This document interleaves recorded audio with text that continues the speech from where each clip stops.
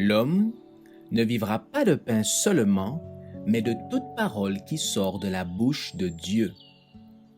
Voici votre moment de méditation quotidienne.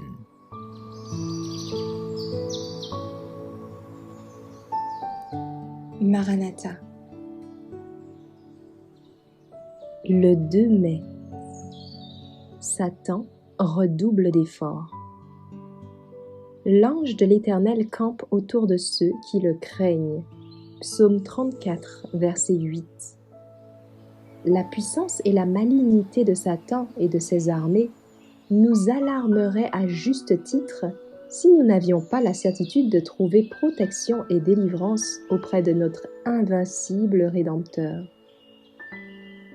Nous mettons soigneusement nos biens et nos vies à l'abri des entreprises des méchants, mais nous pensons rarement aux mauvais anges qui ne cherchent qu'à nous nuire et contre les attaques desquelles nous n'avons en nous-mêmes aucun moyen de défense.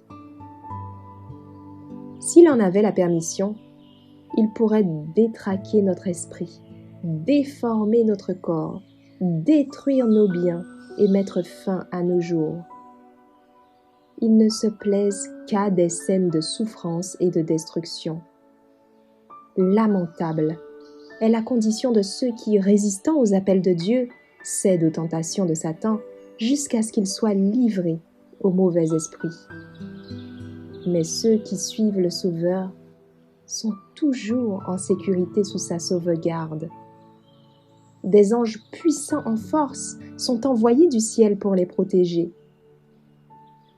Dieu place autour de son peuple une garde que le malin ne peut franchir.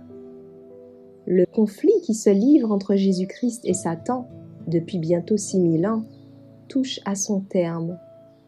Aussi, Lucifer redouble-t-il d'énergie dans sa tentative de faire échouer l'œuvre du Sauveur en faveur de l'homme.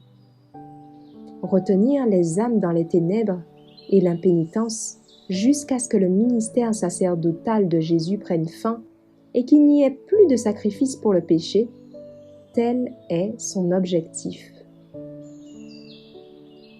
Quand son activité ne rencontre point d'obstacle, quand le monde et l'Église sont indifférents, toute appréhension le quitte. En effet, il ne court aucun danger de perdre ceux qui n'aspirent qu'à faire sa volonté.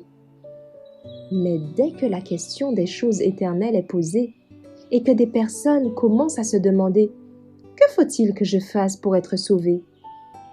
il accourt pour s'opposer au Seigneur et contrecarrer l'influence du Saint-Esprit. Dans la même intention, il se rend là où l'on se réunit pour adorer Dieu.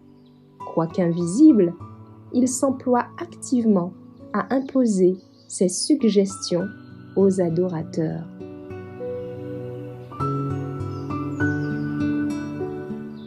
Merci d'avoir écouté cette présentation. Assurez-vous de nous rejoindre demain pour votre moment de méditation quotidienne avec lereste.org.